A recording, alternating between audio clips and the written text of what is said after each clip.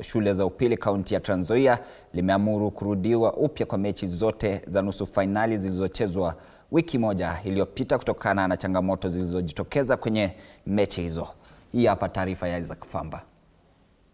Vutano baina ya timu za St. Anthony's Boys Kitale almaarufu Solidarity Boys na St. Joseph Boys almaarufu Jobo ulizuka na kusababisha kusitishwa kwa mechi katika dakika za mwisho kipindi cha lala salama baada ya wachezaji wa Jobo kudai kuwa walinyimwa penalti, hatua ambayo ilisababisha kusitishwa kwa mechi hiyo, ambapo St. Anthony's Boys walikuwa wakiongoza kwa mabao 2-3 dhidi ya St. Joseph Boys.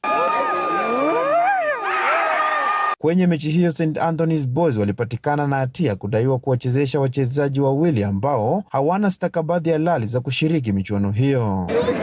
Hatua hii sasa imeonekana kuwasakama koo baadhi ya mashabiki wa Solidarity Boys ambao wanadai jopo hilo halikutenda haki kwenye uamuzi wake. Mashabiki waliingia kwa kiwanja mwaka jana. Wakati mashabiki wa St. Anthony waliingia kwa kiwanja, hiyo mechi ilipewa favor ya Jobo ama St. Joseph's ndio walipatiwa hiyo favor. Hii pia ni mashabiki wa Jobo ndio waliingia kwa kiwanja. Au ndio waliingia kwa kiwanja baada ya kupigwa.